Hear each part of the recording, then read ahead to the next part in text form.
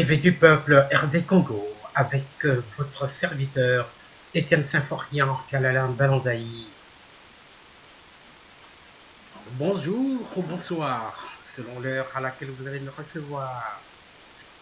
Wandugu wapenzi wakongomani wote, tunawasalimia nyinyi wote. Bandeko ba bolingo, bandeko ya lokota ya lingala mbote na bino banso bayimboka. Moyo wanyu analengo che bana betu basuwe moyo wenyu wansu bampani na betu bampangi ya bizolo mbote na benu banso. Le peuple gagne toujours. Rossi Mukendi. Mbote bampangi ya bonu ya bizolo betu me vutu kambubu ya isamuna kutubila benu basangu ya insi ya betu. Mbote na biso bayimboka nyonso. Alors aujourd'hui nous allons parler des sanctions européennes qui sont tombées, qui ont été reconduites. Nous allons parler des conflits exacerbés par certains groupuscules pour perturber le processus électoral. Et puis nous allons parler du pacte de l'ONU sur l'immigration, une très bonne chose pour les pays africains et la fin de la France-Afrique et les pays occidentaux. Le début de la fin, peut-être. Alors, nous allons passer au premier sujet, les sanctions. Alors, par un communiqué qui a été lu ce matin, ce lundi, l'Union européenne reconduit des sanctions contre Emmanuel Shadari et 15 autres dignitaires de la Kabylie. Nous pouvons lire cela sur ce titre dont nous vous montrons la photo. L'Union européenne prolonge d'un an les sanctions contre les autorités congolaises, dont Emmanuel Ramazani. L'Union européenne vient dans un communiqué diffusé ce lundi 10 décembre de prolonger pour une année les sanctions contre 14 autorités, dont notamment Emmanuel Ramazani, Shadari et Lambert Mende. Il s'agit du gel des avoirs et de restrictions de visa dans l'espace Schengen. Ces sanctions avaient été prises en décembre 2016 et en mai 2017 pour entrave au processus électoral et violation des droits humains. Donc, comme vous l'aurez vu, c'est un échec cuisant pour Louis Michel et la Kabylie. C'est le résultat de la révolte de l'activiste des droits de l'homme Paul Nsapou, du travail de la diaspora, de Madame Kassavubu au Parlement à Strasbourg, la Prodec avec Sani Benjamin Kalombo. Vous voyez comme quoi la diaspora est très forte. Voilà. Ok. Tole kasiko na pacte oyo bakei kosigné na Marrakech, na Maroc. Le pacte mondial des Nations Unies pour des migrations sûres, ordonnées et régulières. Pacte wana ezani. Bomoni ba président marionnette oyo batiaka na Afrique wana. Donc, bato ya poto, ba occidentaux, va comprendre que le président ou la marionnette ou va tirer l'Afrique ou va teke la kabango minduki va bomaka biso bazwaka mbongo ya mboka nyonso batie na bapoche na bango bapeuple wana babase biso donc bazokufa nzala baza na misère après bango wana nde bazali koya kotraverser la Méditerranée en masse po bakoma na poto baya koluka bambongo na bango oyo bazali kopiller na Afrique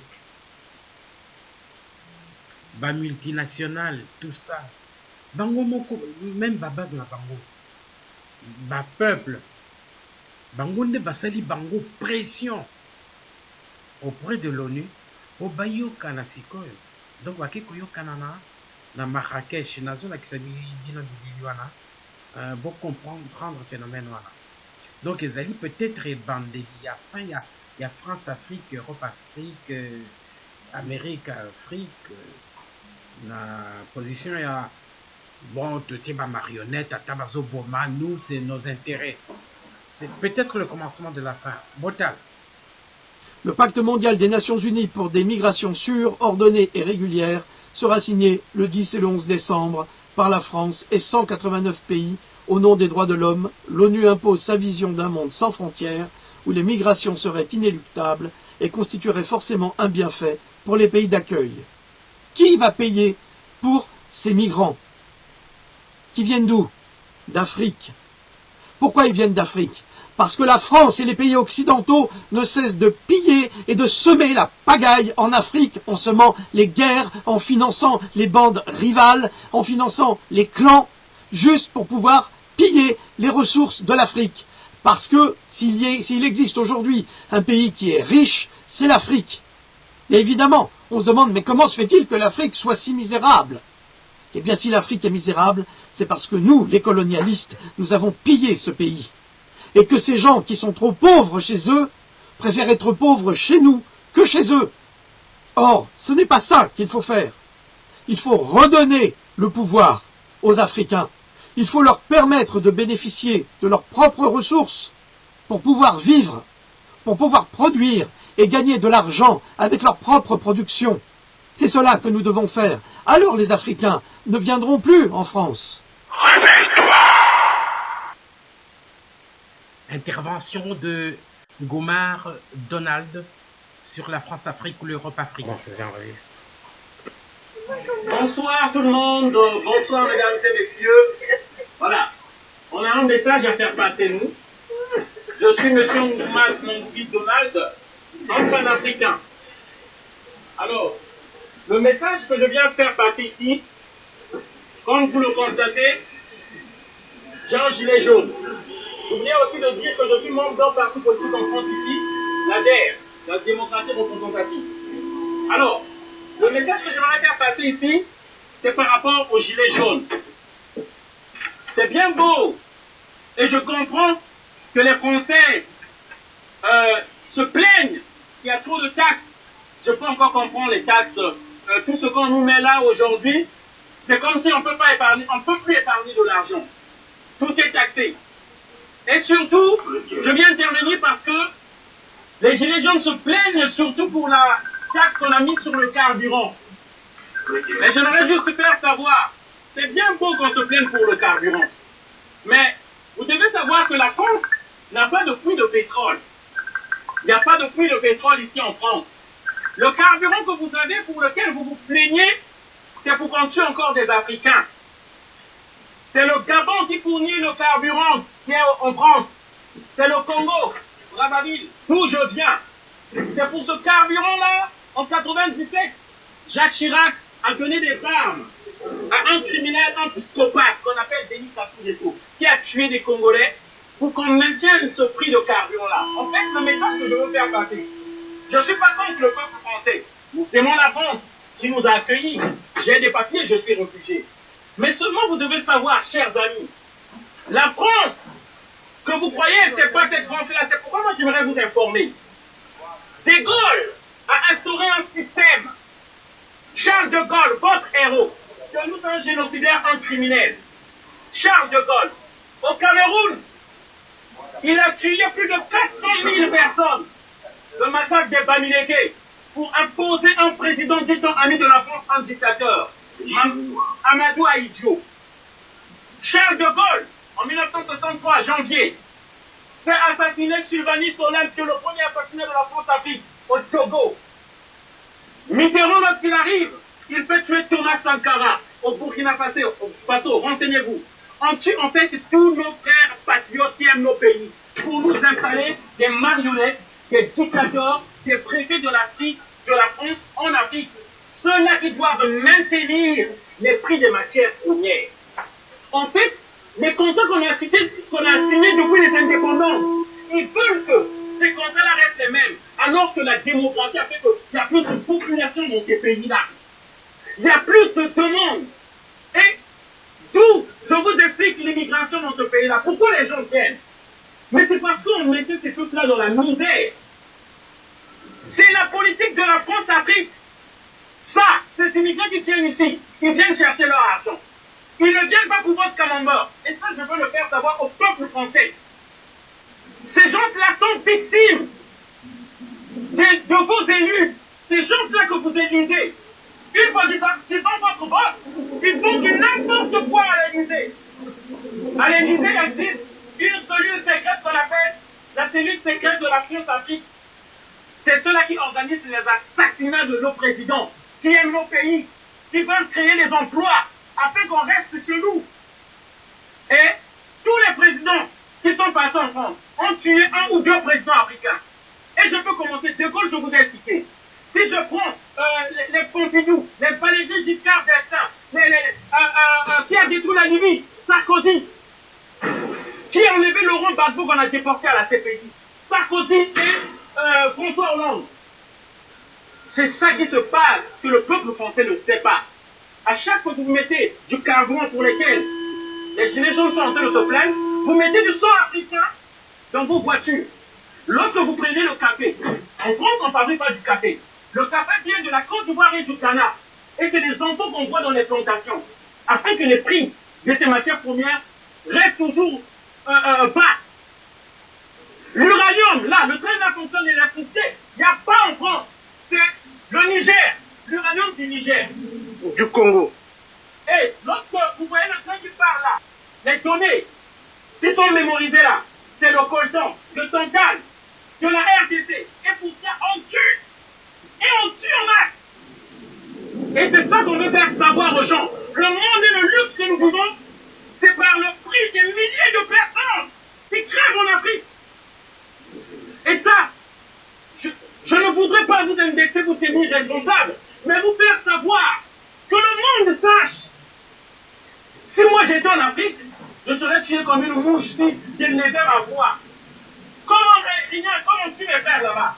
Et c'est pourquoi je profite de cette occasion pour vous informer, afin que vous sachiez. On paye de notre sang pour ce luxe que vous vivez là.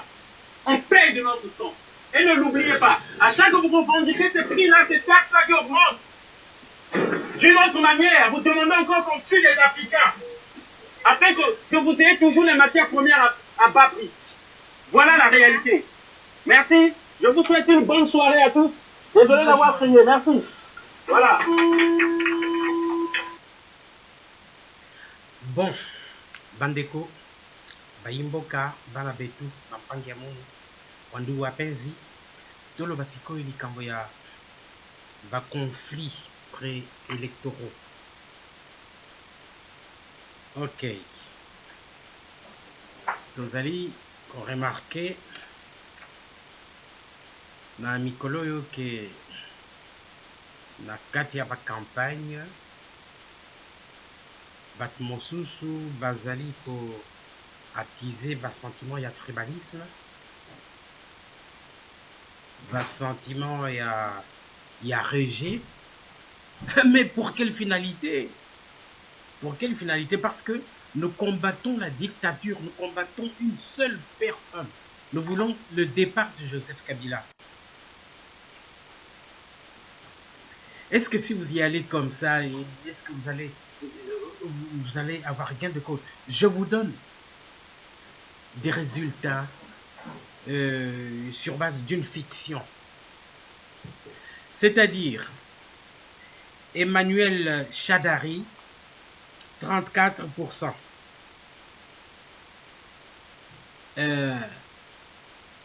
Fayoulou, 31%. Par exemple, Félix Tshisekedi, 32%. Ça fait combien là? Et 3% pour le reste de l'opposition. Je peux aussi inverser. Emmanuel Shadari, 34%. Félix Tshisekedi, 31%. Fayoulou, 32%. Et 3% le reste de l'opposition. Ceux qui bapesi ba résultat oyo ndenge ezali boye bakozwa raison te,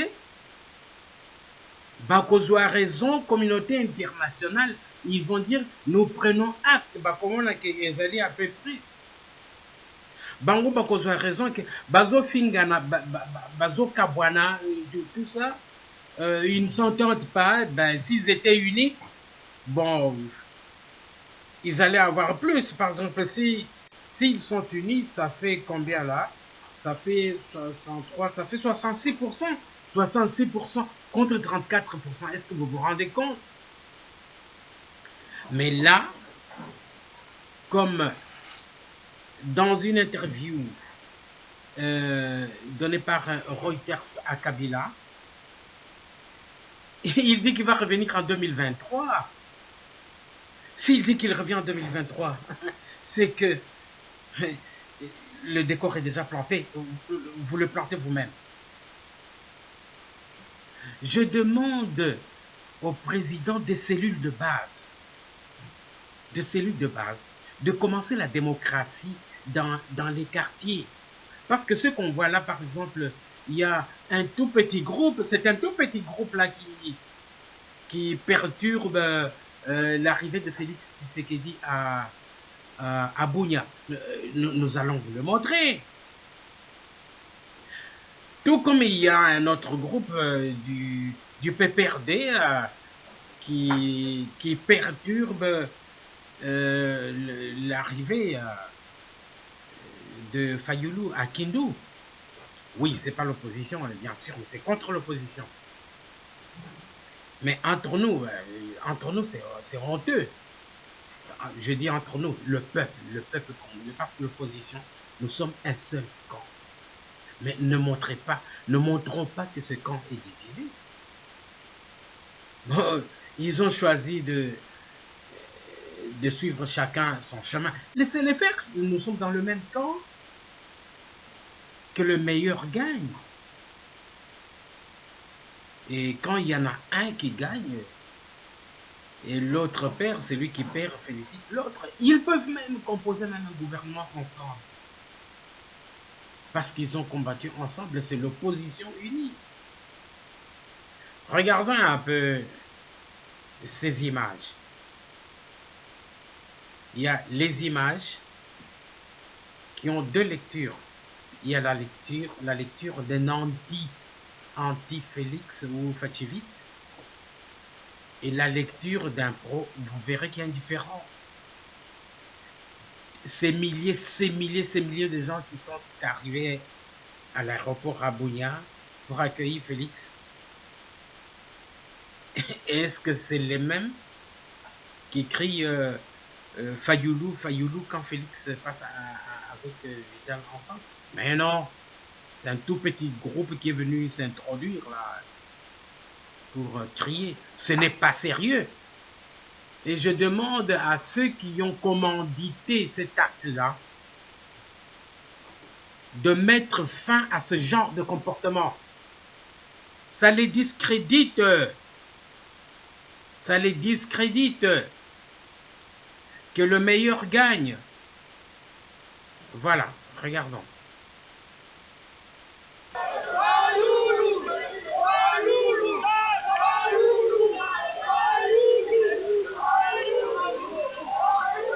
c'est Félix et Caméré qui passent. Ils sont venus nombreux les accueillir, mais il y a un groupe qui crie Fayoulou, Fayoulou. C'est bizarre.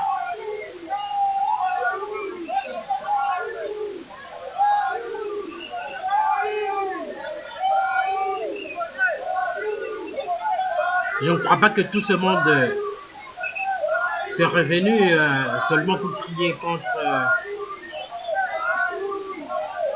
les Caméré et Félix en criant Fayoulou, Fayoulou. Il s'agit sûrement d'un groupe isolé.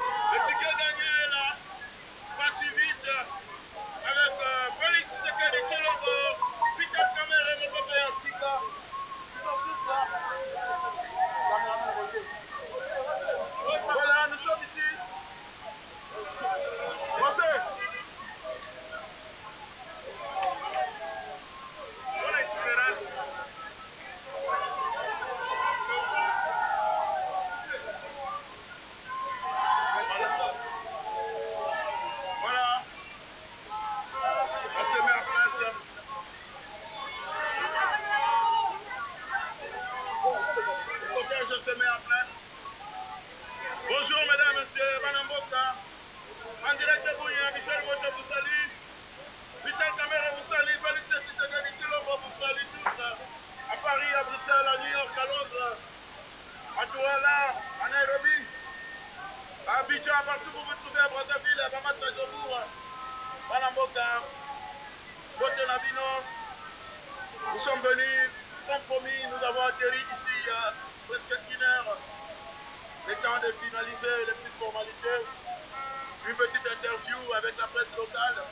Et voilà, la délégation va prendre place dans différents véhicules pour démarrer et aller à la rencontre de Japon.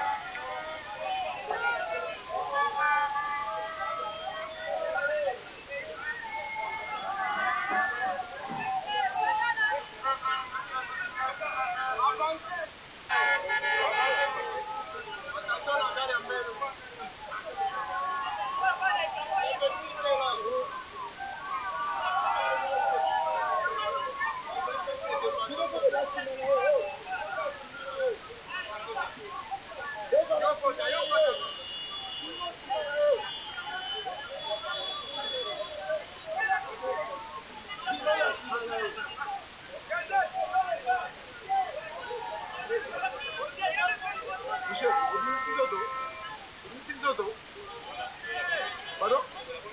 Mais moi, je n'ai pas été avec le public, je ne suis pas rentré. Il y a une visière là. Il y a une visière par là aussi.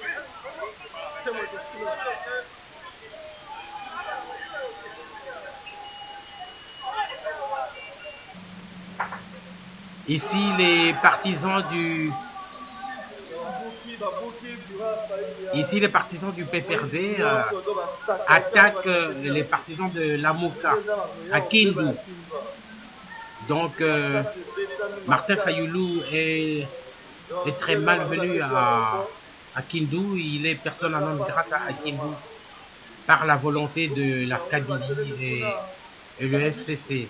Les États des Grands Lacs, la SADC, l'Union africaine, l'ONU devront par ceci redécouvrir l'idée visage du régime et de son candidat qu'il serait immoral de soutenir. Mesdames, mesdemoiselles, messieurs, Bandeko Bayumbo Kanyonso, donc nous terminons aujourd'hui par ici, mais nous rappelons qu'il n'est pas encore trop tard, car les deux candidats de l'opposition, y compris les perturbateurs, que ce soit du côté de la Moka, que ce soit du côté de Cash, ils seront responsables du mauvais résultat qui sera donné.